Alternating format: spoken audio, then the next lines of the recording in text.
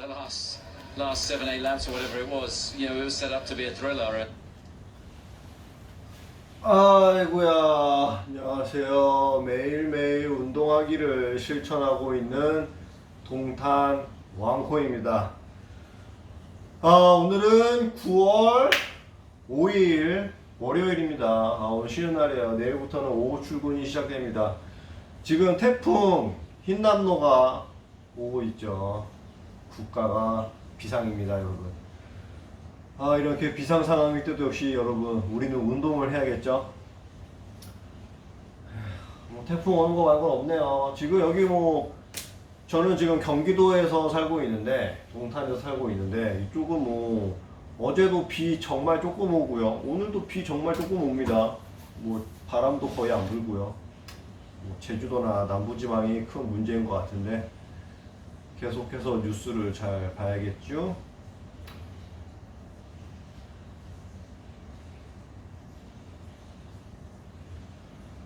일단 운동하겠습니다.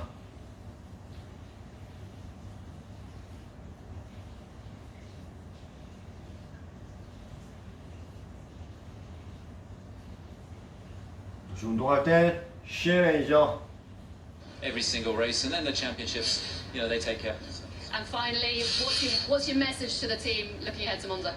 You know, enjoy this moment, you know, this evening tonight, and especially all the guys and girls back at home as well. And you know, it's another big week next week. Is there time for a party in amongst this triple header? No, there's not time for anything.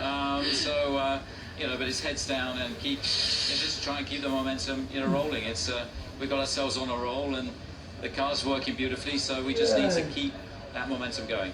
Good luck, congratulations. Thank you very much. Thanks. This is a race that in years gone by has been won by some of the most celebrated Formula One drivers of all time. The likes of Alain Prost, James Hunt, Niki Lauda. Max Verstappen is now a two-time winner here and a step closer not only to that second World Championship, but you suspect a place in that conversation about the sports legends in years going forward. One point to note though, next weekend Formula One heads to Monza and Ferrari's backyard. You suspect there might be a somewhat different reception. Amanda Davis, CNN, Zandvoort, the Netherlands. All right, look out. Thank you, Amanda. Next on World Sport, Premier League, and Manchester United saying, bring it on, baby. Facing undefeated Arsenal at Old Trafford. We've got all the theatrics and the passion coming up.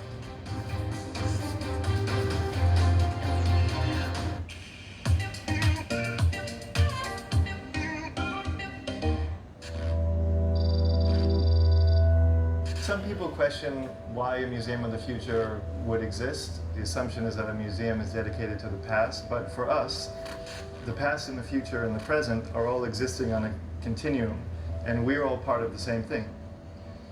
Work very hard to make it feel different than a typical museum. We don't do any of the traditional museum making techniques of having labels, having curatorial text telling you basically what's happening. It's a place where you can visit a lot of the areas where Dubai is focused most intensely at the moment. Space, sustainability, and wellness. What the Museum of the Future is trying to do is empower people to feel that the future is theirs and that they can have a role in it.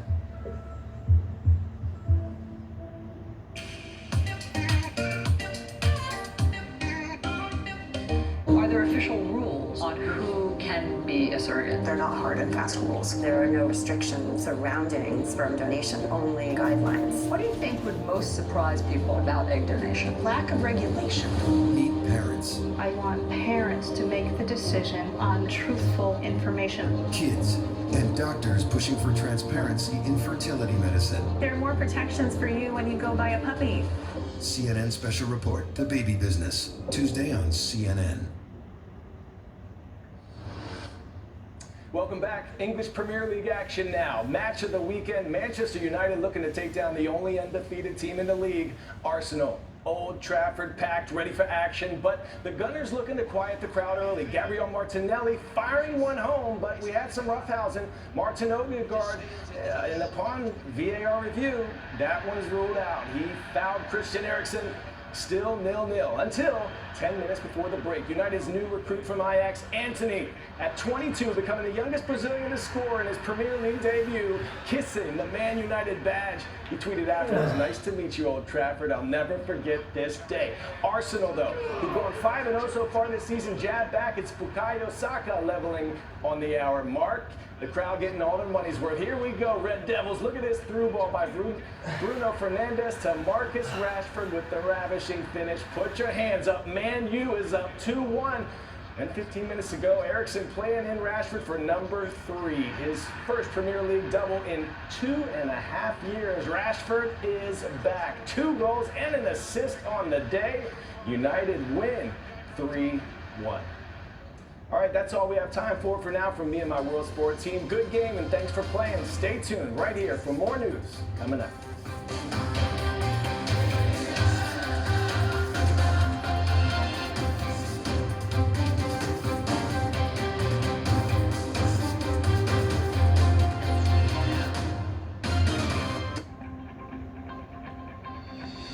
Boundless in their creativity, limitless in their talent, skilled in developing solutions that stand the test of time. Now is the moment to discover Slovenia's creative companies and the land of infinite business potential. Are you ready to meet them?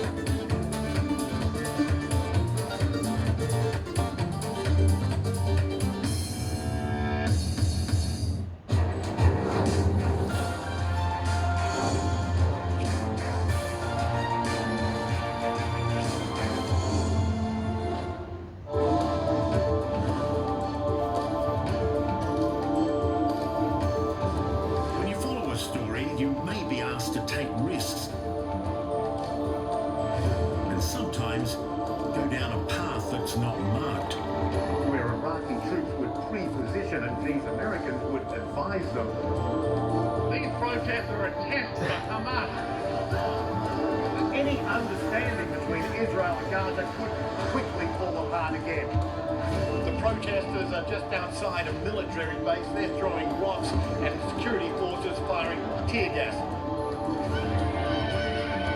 When you dare to take risks, you witness passion and persistence. And they just want to get their task processed so they can get out of this facility. And that's where change happens. The one thing they have in common is a determination to keep going. CNN covering the world's business.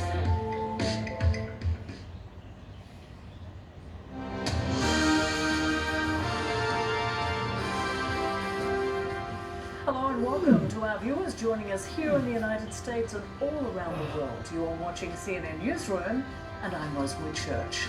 Just ahead, at least 10 people stabbed to death in Canada, many more injured across multiple crime scenes. We will have the very latest on the hunt for these 2 men. It's beginning to look a lot like midterm season as President Biden and Donald Trump crisscross battleground states. We'll look at the messages they're bringing and whose strategy is likely to work. And extreme weather from coast to coast in the US, from flooding in Georgia to deadly wildfires in California. We will have details from the CNN World Weather Center.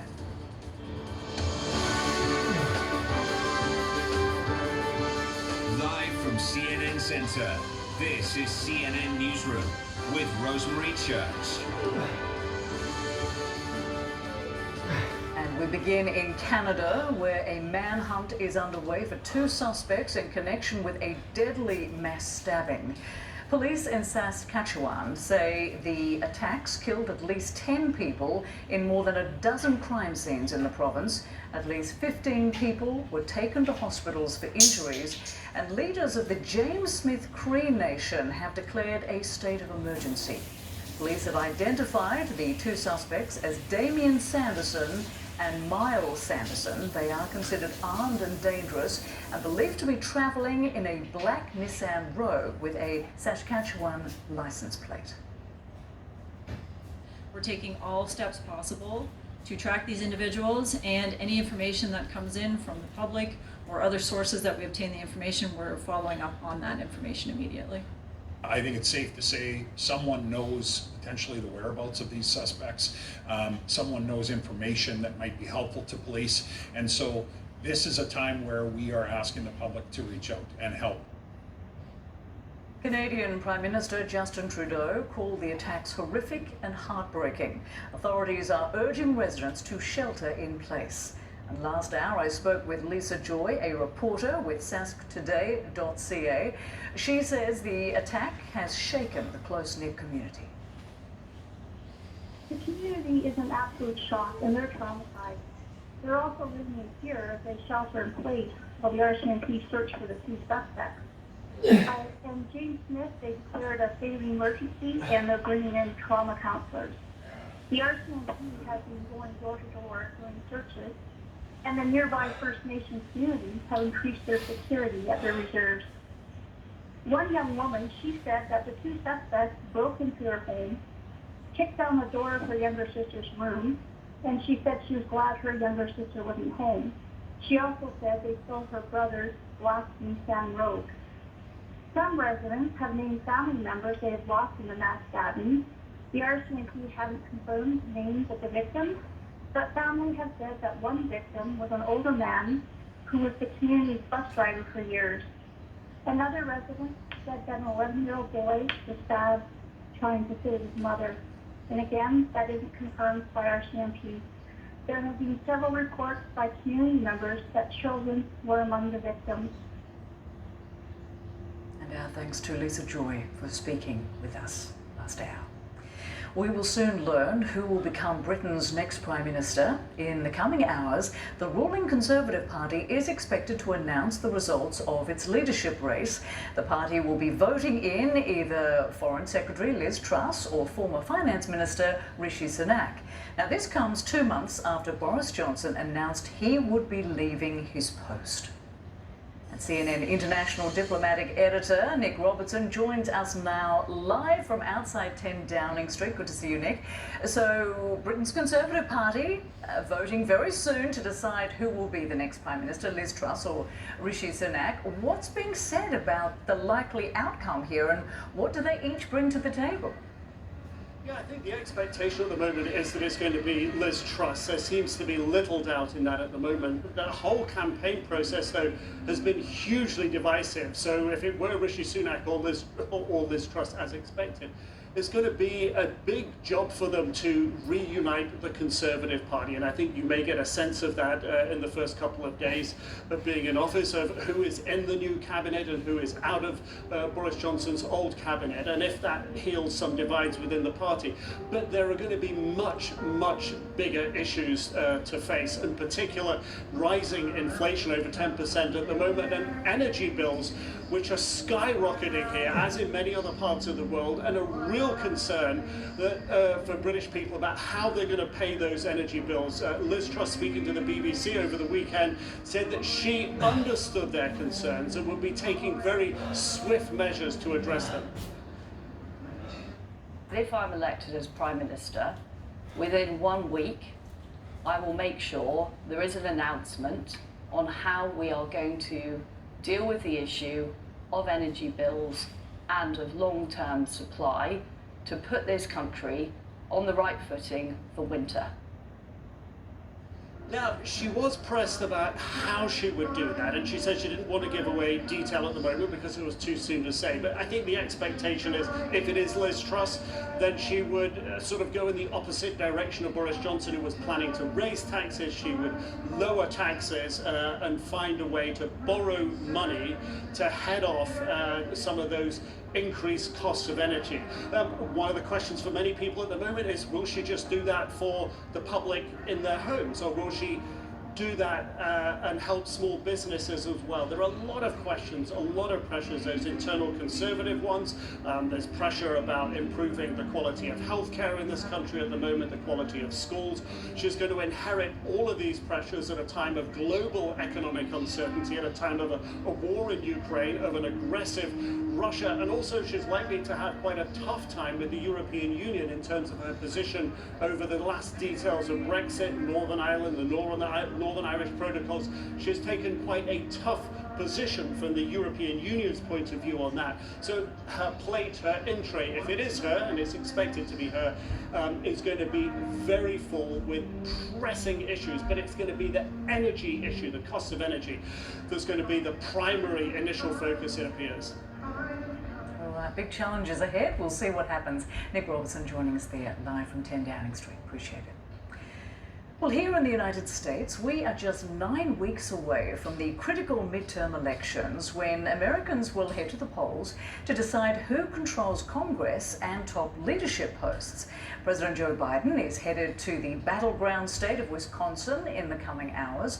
From there, he will go back to another key state, Pennsylvania, just days after delivering a fiery speech in Philadelphia, where he warned that Donald Trump and his closest followers are trying to undermine US democracy. Meantime, the former president also made a trip to Pennsylvania. He was in the state Saturday to promote Doug Mastriano, the Republican nominee for governor, and Senate candidate Dr. Mehmet Oz. CNN's Joe Johns has more now on Mr. Biden's key visits ahead of the midterms. The president heading out to Labor Day celebrations in Pittsburgh, Pennsylvania, as well as Milwaukee, Wisconsin. He's expected to talk about his Infrastructure Act as well as his Inflation Reduction Act that was passed just last month. Later in the week, the president is expected to fly over to Central Ohio to attend a groundbreaking. What all these places have in common is that they are battleground states, and Labor Day is traditionally the time when campaigns start bearing down and voters start paying more attention to the candidates. Joe Biden is not on the ballot, but all of this travel does indicate what the Biden people may be thinking as we head into the midterm elections. It was originally thought that the president would not be doing that much travel simply because of the challenges back here at the White House, including the issue of inflation, as well as the president's approval ratings. Still, now that people look at it more closely, there have been some changes to the challenges. They've eased up just a bit, and there is some hope among Democrats that this election will not be as bad for them as first thought. Still, Democrats are well aware of the fact that first-term presidents tend to lose seats in their first midterm election. Joe Johns, CNN, the White House. Joining me now is Ron Brownstein, CNN's senior political analyst and a senior editor with The Atlantic. Always good to have you with us. Hi, Rosemary. So President Joe Biden called Trump's Make America Great Again philosophy semi-fascism last week, but later clarified he just meant those who call for violence and deny the election results. Then Saturday night, Donald Trump called Joe Biden enemy of the state at a campaign rally. It's getting nasty. So will Mr. Biden's message resonate that these midterm elections are a choice between democracy or Trump? I think it will resonate that this midterm election is a choice. Now, whether voters see it primarily as a choice between democracy and authoritarianism is another question. As you know, in polling in the US, Democrats have had trouble convincing enough swing voters to conceptualize that idea. But I do think what clearly has happened to change the electoral landscape in the US since earlier this summer is that we have gone from what has been, for most of our history, the traditional framework of a midterm as purely a referendum on the party in power, an up or down vote on how you think the Democrats in the White House and Congress are doing, into something that is much more of a choice. And voters are increasingly focusing not only on what Democrats have or have not done, over their 18 months or so in power, but what Republicans would do if returned to power, and a big part of that is the increased visibility of Trump amid all of his legal and political troubles. Yeah, let's talk about that, because midterm elections, as you say, are usually a measure of the incumbent president, but Joe Biden is trying to make this about the former president. Is that smart politics, or could it backfire, perhaps? No, that's clearly clearly smart politics. I mean, the party in power always wants to make the midterm a choice, not a referendum, but it's usually really hard to do. And in fact, over the last generation in the U.S., one of the most powerful patterns in our politics has been a growing correlation between the way people assess, the way they feel about the incumbent president, and whether they will vote for congressional and Senate candidates from his party. If you go back from the 80s to the 90s to the 2000s to 2018, the share of voters who disapprove of a president and also vote against his party's candidates for Congress has gone up from somewhere around 75% to as high as 90% in 2018. Well, that number's going back down in 2022 in polling, really for the first time in decades. The Republicans are winning a much smaller share of voters who disapprove of Biden than we have been seeing in presidential elections over the last several decades. And that, I think, clearly reflects the success of Democrats and events like the Supreme Court decision overturning Roe in causing more voters to not only express their intention solely by how they feel about what Biden is doing, but also how they feel about what Republicans might do if returned to power.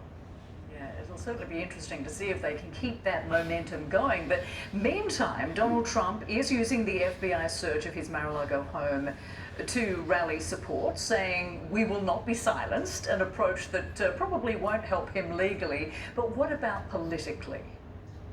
Well, look, that has been his argument on every controversy that has faced him, every accusation that has faced him, has been that they are attacking me to silence you.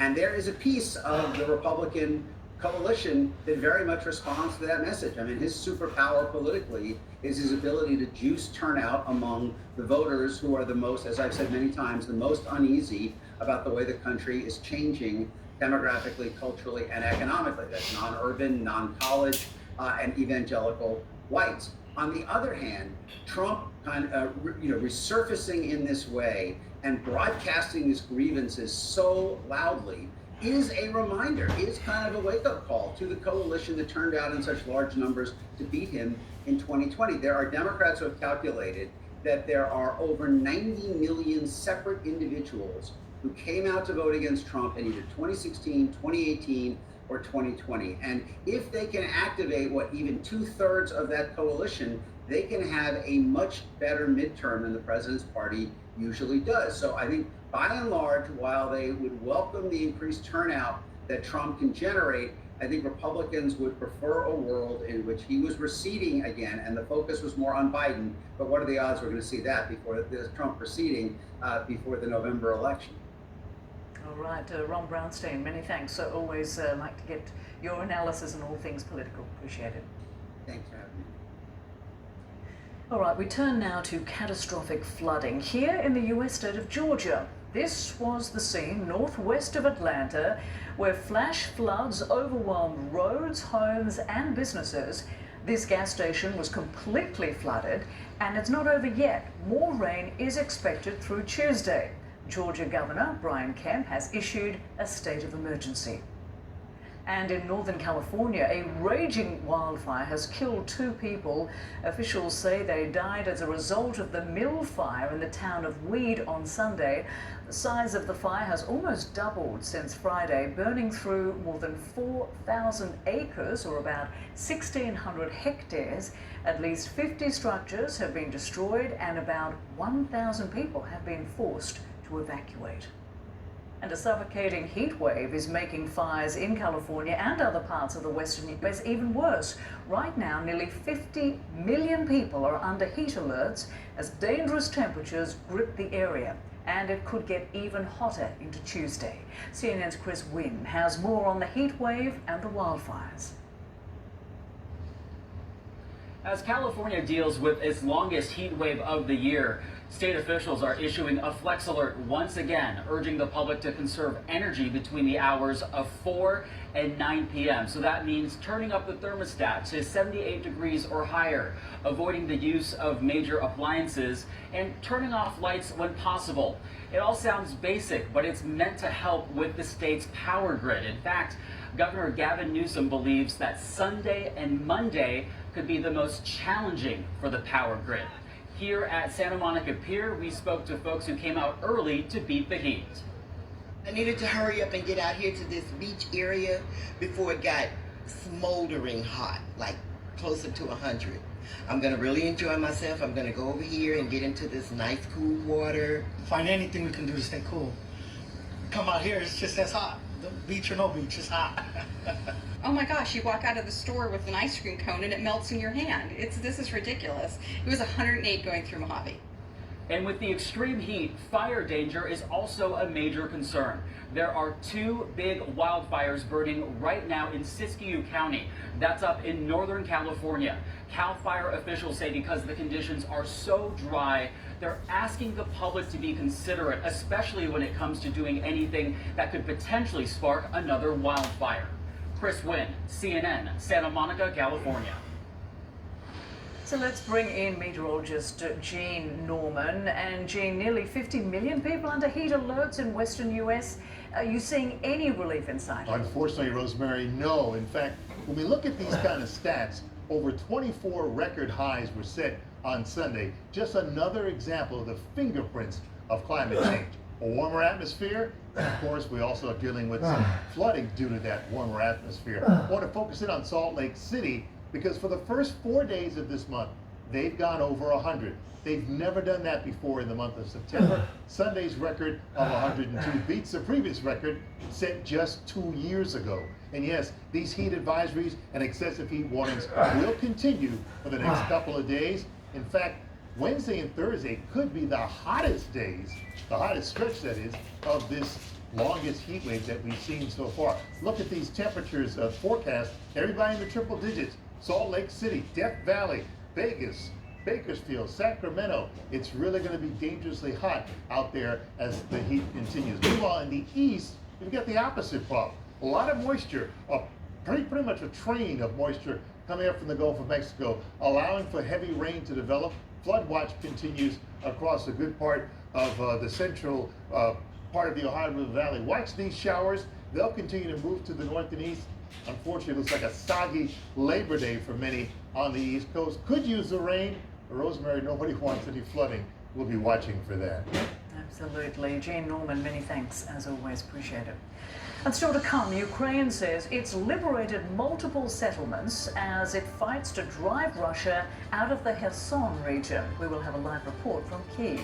Plus, a shooting in the West Bank puts an Israeli civilian and 6 soldiers in the hospital. We will have the latest from Jerusalem.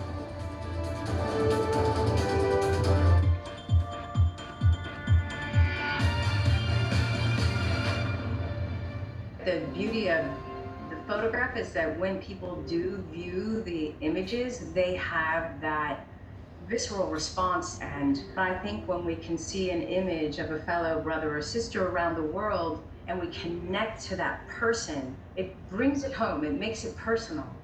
My name is Lisa Christine and I'm a humanitarian photographer. I believe that we can all do something to help in the fight against slavery. Something that really stands out to me is my experience that I had on Lake Volta in Ghana, where thousands of kids are enslaved in the fishing villages. The kids there work inordinate amount of hours on an enormous body of water, although they're not taught how to swim. They are fishing and pulling in nets, and it's pretty intense out there on that lake. There's a young boy named Kofi who I met at a shelter. He had actually very recently been rescued. And I made this particular image at a well where this young boy was bathing. And he has all these water droplets on his face. But the thing that really stands out to me is that some months later I learned that he had been reunited with his family. And then he got to go to school. And I think, well, who is he going to become because somebody took a stand for him?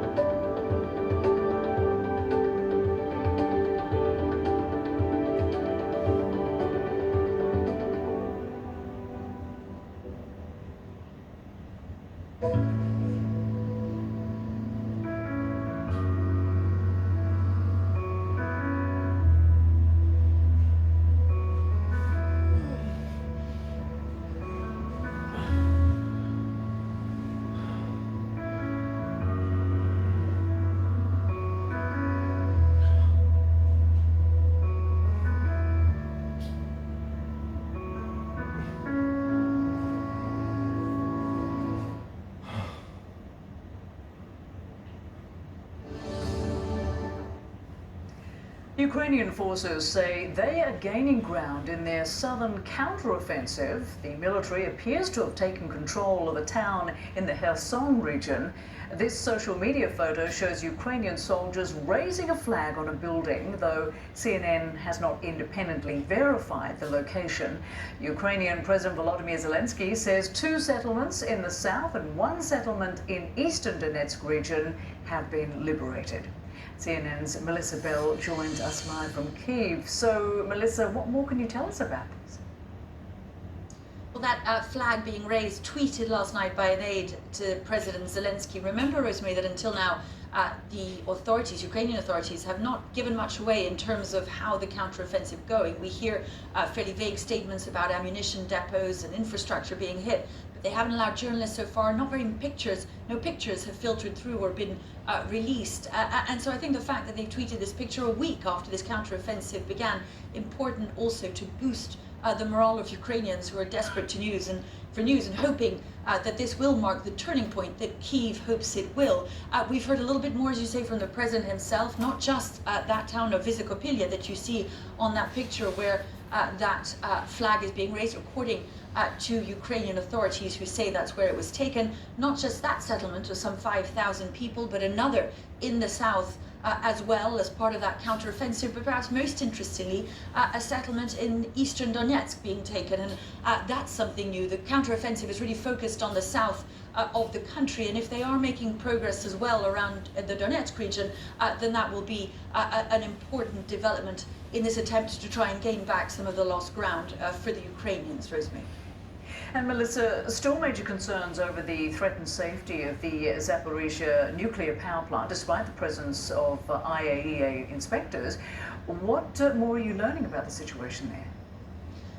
Well, for the time being, this was on Saturday that shelling had once again led to the shutting down of one of the last 2 functioning reactors, reactor number 5, leaving just number 6 up and running. But more importantly, more worryingly, the damage done to the last functioning external power line. There had been 4 before the war.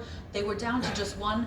That too was damaged in the shelling on Saturday, and it means that the entire power plant is essentially providing power to the Ukrainian electricity grid through a reserve line that runs through a thermal power plant. It is the same line that allows electricity to get to the Zaporizhia nuclear power plant. And that's worrying because when Rafael Grossi had been here, he'd said he had 2 main concerns, and that was for the workers of their plant, but also for the questions of the power supply to it. The fact that they are down to a single reserve line, clearly of extreme concern to those IAEA inspectors who are still there. And yet, the fact that they're there, says Rafael Grossi, hugely important to ensuring that these things can be fixed and quickly. Rosemary. Of course, Melissa Bell bringing us up to date. Many thanks. Well, 7 Israelis were sent to the hospital after gunmen opened fire on a bus travelling through the West Bank. This, according to the Israel Defense Forces. At least 6 Israeli soldiers and 1 citizen were on board that bus. 1 soldier was severely injured. Several of those shot were released, and only 3 remain in the hospital. CNN's Hadass Gold joins me now live from Jerusalem. So, Hadass, what is the latest on this shooting? Well, this took place, Rosemary, on Route 90. This is near the border with Jordan, in an area that doesn't see these types of attacks very often. The last type of attack that happened in this area like this